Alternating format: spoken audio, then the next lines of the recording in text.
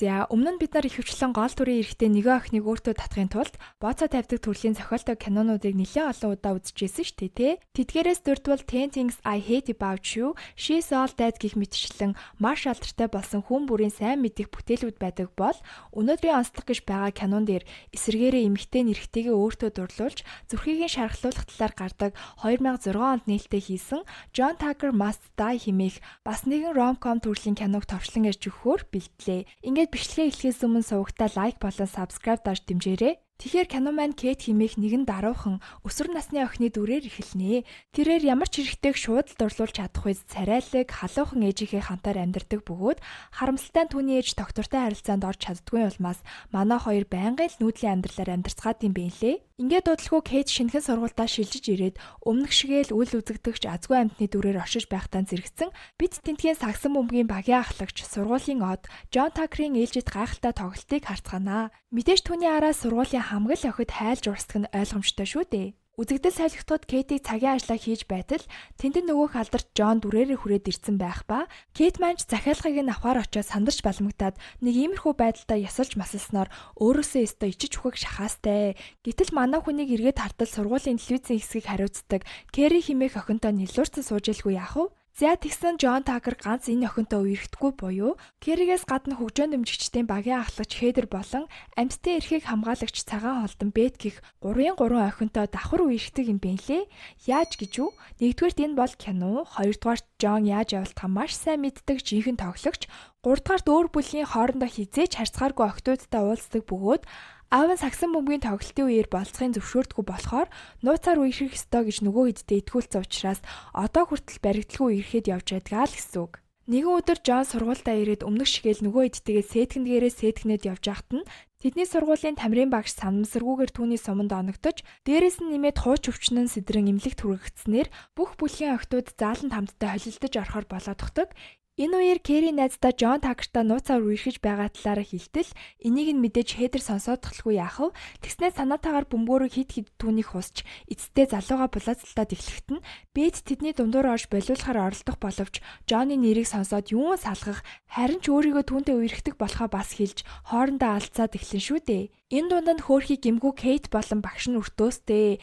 Эцэст нь манай хүн аргаа барахтаа шүгэл үлээж тэднийг бүгдийг нь John Tucker хуурчаад байхад хоорондоо алцаа тэнэгтээд байгааг нь хэлж болиулснаар багш нь тэднийг бүгдийг нь сайхан шийтгэжээд яваад өгнө. Ингээд Кейт шийтгэлээ биелүүлэх гэж ирэхдээ Скот хэмээх залуудаа танилцсан. Хэсэг яриа өрнүүлсний дараа манай хүн түүнийг John Tucker-ийн дүү болохыг мэдэж авдаг бөгөөд тэрээр ахаасаа тис өөр төрлөх буюу даруухан ухаалаг нэгэн болох нь харагддаг. Удалгүй нөгөө гурвч бас шийтгүүлэхээр ирээд Хедрээс эхлэн зөвхөн өөрийгөө Джонтой үерхдэг гэдгээ батлах гэж оролдтол тэдэнд яг адилхан зүйл хэлээд хөөрхөн толгоонуудыг нь хөөсрүүлээд угаасан болохыг мэдцгээдэг боловч залууга буруутгахын оронд дахиад хоорондоо булаацалтаа наадын.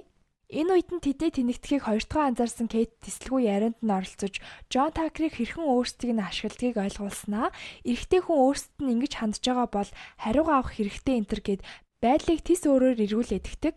Нөгөө гурвч түүний хэлсэн зүйлсийг бодонгоо хэн болохыг нь гайхаад амждаг. Манай хүн ер нь бол хайр дурлалын тал дээр зөвлөгөө өгөөд байхаар хүн бол биш штэ тий. Ёстой жинхэнэ цэвэр ээжийнхээ туршлагаар аваад хажиж байгаа аахгүй юу? Оройнч болж цэвэр туршлага нь ээлжид нэгэн болзоонтой явахаар гарахтаа охиндоо найз нь түүнийг хүлээж байгаа болохыг хэлтэл энэ олон жилийн туршид ганц ч найзгүй байсан Кейт ч гайхсаар очихт нь Кэри, Хедер, Бет нар хүрээд ирсэн. Дуу нэгтэйгээр John Tucker-ыг алж өшөөгөө аавна гэсэн бэжэлгүй яах вэ? Ингээд маргааш нь тэд Кэригийн студийн нууц өрөөнд цуглан John Tucker-ыг буулгаж авах төлөвлөгөөгөө гаргацгаадаг буюу хамгийн түрүүнд түүнийг охидтой үерхэх аргагүй болгохоос эхэлнэ. Тэгсээр Бет түүнийг ойд цээж нүцгэн зураг даруулахыг ятгах чадсанаар өөр охинтой болцож байхад нь дэлгэцээр дүүрэн Джонны нөгөө зургуудыг гаргаснаа бэлгийн замын халдварт өвчнөд энтер гэд бичсэн байдیں۔ Үүнийг нь харсан болзоод охин нь түүнээс зүхтаад явчихлгүй яах вэ? Манай хэд ч дээрээс Джонныг харж баясаастай. Гэтэл тэд дайснаа хитрхи дутуу үнэлсэн байлээ. Удалгүй Джонны нэр хүнд нь унах биш харин ч зэрэгээрээ бэлгийн замын өвчин тусаагүй ч гэсэн үүний эсрэг дуу хоолойгоо нэгтгэж болж малтсан бүр сургуулиасаа шагнал хүртэл аваадах тийм. Ингэснээр охид маань дахин хуралдаж байхдаа Хедрийг ээжийнхээ дааврын бэлтгэлийг нууцаар уудгийг олж мэдэх бөгөөд Джонны эрэгтэйлэг чанарыг нь алдуулах зорилгоор нөгөө дааврын бэлтгэлээ түүнд өгж хорлохоор болцгоноо. За ийхүү төлөвлөгөөний дагуу түүний бэлтгэлийн үеэр Хедер уурганд нөгөөхөө сэмхэн хольж Жон дуурга сайтар уухыг сануулсаар яваад өгдөг. Харин энэ хооронд Кейт маань химийн хичээл дээр Скотттой яриа өрнүүлж түүнтэй лаборатори хамтрагчид болон тэдний хооронд бас хөөрхөн химийн урвал явагдаад ах шиг байгаа. Удалгүй сургуулийн сагсан бөмбөгийн тоглолт болоход Жон нөгөө дааврын имээ уусаар агаад хөөрхөн эмэгтэйлэг болцсон. Эсрэг багийн тоглогчтойгоо хэрүүлхийн уурандаа амттан идэж багийнхантайгаа ойлголцохгүй байсаар сүүлдээ нэг иймэрхүү байдлаар унаадахдаг. Дасгалжуулагч нь ч сандарсаар түүн дээр ирээд тоглолтоо үргэлжлүүлэхийг хүстэл манай залуу "Үгүй ээ, би тоглохгүй. Дандаа л намайг хэлхийн. Чи бидэнд хэрэгтэй Жон хурдал Жон. Над руу дандаа хашгичдаг. Намайг ерөөсөө сонсдгоо. Миний сэтгэл яах юм?" гэж уйлсаар гараад явчихнаа. Ингээд Жон Такерийн нэр хүнд шалаар нэг болж багийнх нь ч түүнийг үл тоогоостой. Охтууд маань харин түүнийг хараад үхлийн цохилт хийчлээдэ гэж бодон бараг л ялтын баяраа тэмдэглэх гэж байтал цаадах чинь тийм ч амархан залуу биш болохоо дахин баталж би амархан залуу биш ээ.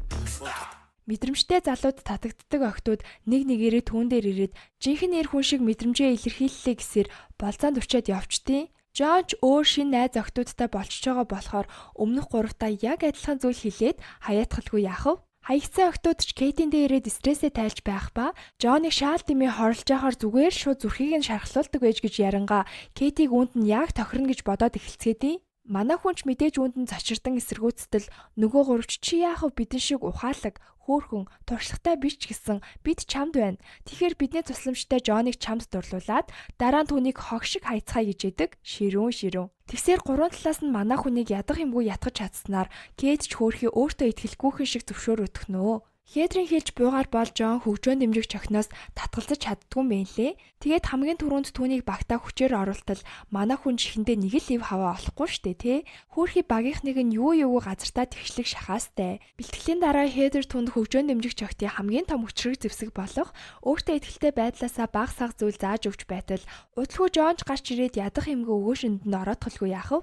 Манай хүнч Жон өөрийг нь хөөрхөн гэж хэлснийг нь сонсоод сандарч эхлэхийг нь анзаарсан Хедер нөгөө хоёрыгоо дуудан яаралтай хуралдаж Кейт тэдэнд өмнө нь нэг сүртэй зөвлөгөө өгөөд байсан нь өөрийнхөө биш ээжийнхээ туршлагаас өгсөн болохыг нь мэддгээс гадна түүнийг Жон Такер шиг залуутай болцох нь битгий хэл өмнө нь ямар ч залуутай болцож байгаагүй болохыг нь ойлгоцгоосноор Кейтийг тайвшруулад өөрсдийнхөө Жонтой үерхсэн туршлагуудаасаа хуваалцаж эхэлнэ.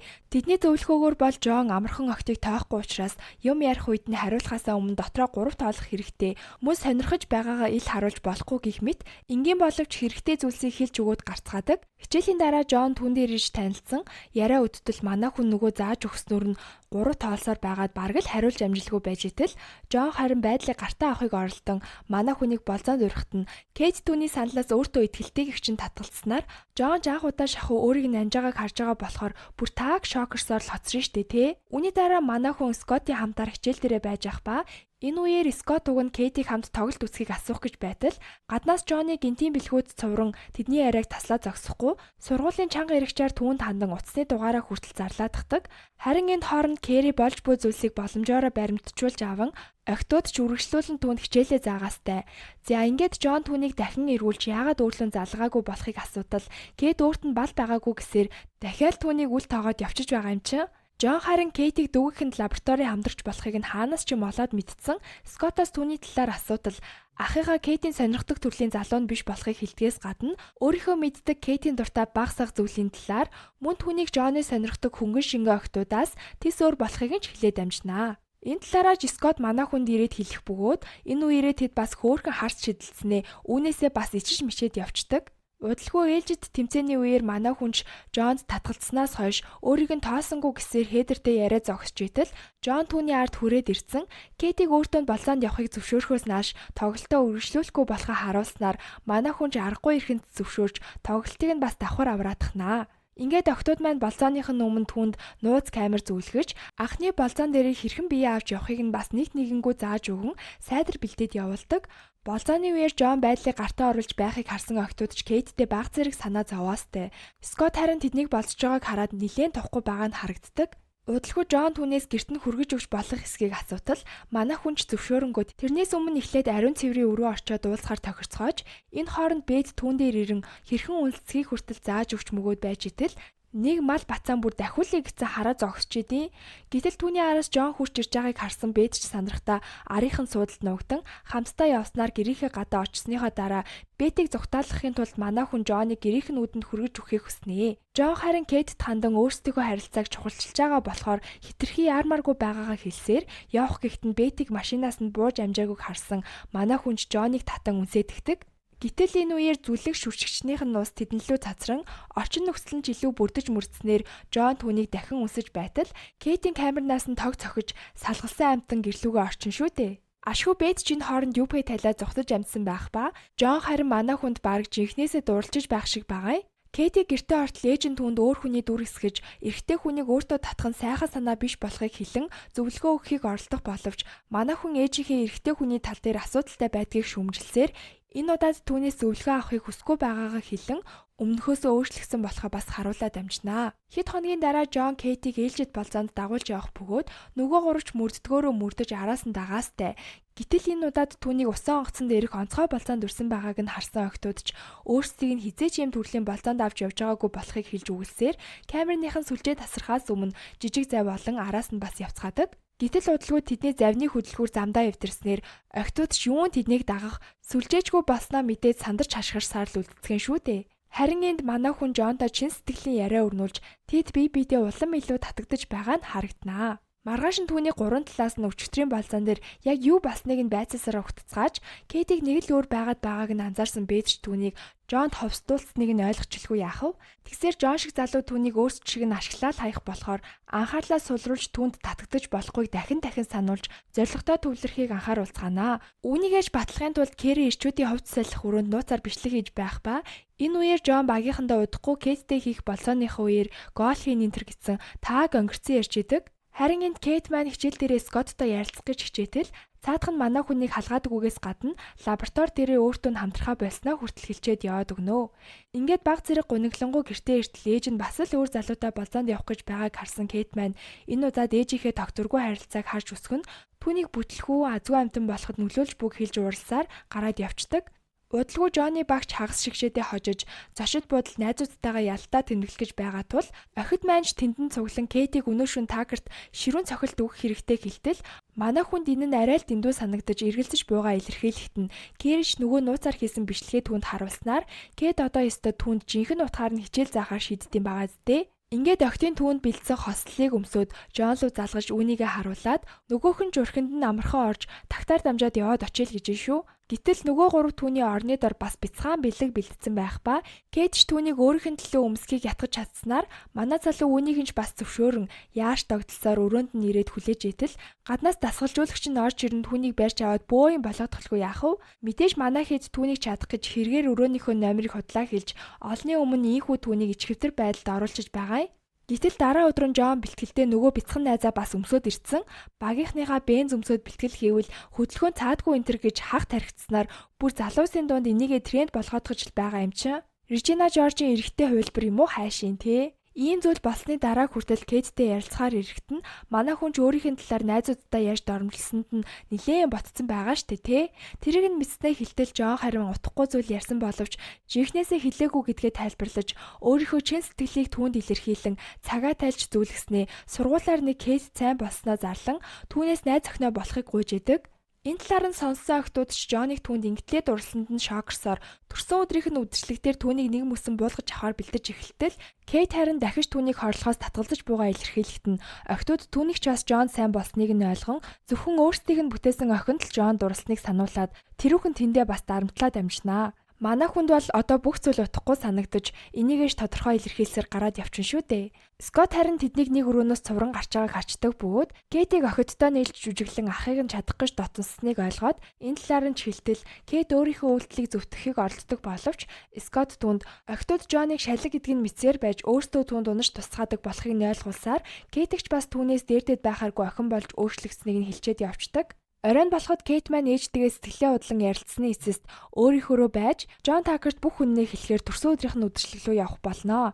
Харин энд нөгөө гурав түүнээс үрсэн аль хэдийнэ бэлдсэн бичлэгээ үзүүлж идэг буюу хэрхэн түүнийг хорлохоо бэлтцгээж байх үеийн бичлэг гарч байхад нь Кейт ч амжин унтрааж Жонд өөрийнхөө амаар үннийг хэлэн уушлал гуйтал Тэдний дор зогсох хэсэг залуус эсэргүүцлээ илэрхийлж түүнлээ ус цацаж мацаад эхлэхэд нь нөгөө гуравч Кэтигээ өмөрч гарч ирээд бүр хамтдаа цэцүүлаадах. Жон харин бүгдийг нь болиулаад өөрийгөө охин найрах гэж дүр эсгдэг энтергээд бас хөөхөн бурууга хүлээх гэж оролдтол нөгөөдүүл нь бүр сургуулийн хамгийн хөөрхөн охидыг найрахад буруу юм байхгүй чи бол жинхэнэ эр хүн энтер гэж мэгээд ер нь л Жоныг буруутгах аргагүй ухаарсан Кейт ч түүнлөө Билуу шидснээр Билууны байлдаан болж үдшилгэн нэг иймэрхүү байдлаар өндөрлөнө. Маргааш өдөр нь Кейт Жоныг дуудаж уулзаад тэд бие биенээсээ уушлал гуйж эвдэрцгээх ба Жонч дахиж охидод худлаа ярихгүй гэж шийдснээ хэлэн нэг нэгэндээ амжилт хүссээр салцгаах болно. Удалгүй Скотч манай хүнийг эргээд лабораторийнх нь хамтарч болохыг гуйснаар энэ хоёрын хоорондох харилцаа буцаад хөөрхөн сэргэж байгаа нь харагддаг. Энэ явдлаас хойш Кейт маань жинхэнэ сайн найзуудтай болж Жон Такер харин охидод нэрэл худлаа яриха болцсон байдаг буюу зүгээр найз охидуудаа хооронд нь сайхан танилцуулж бариад айгүй эвтэй найртай үерхдэг болцсон байдیں۔ Амар наасан тий. Мэдээж Жон Такерыг хашаасан Кейт ч домог болон үлдсэн гэх мэтээр кино маань төгсдөг байгаа.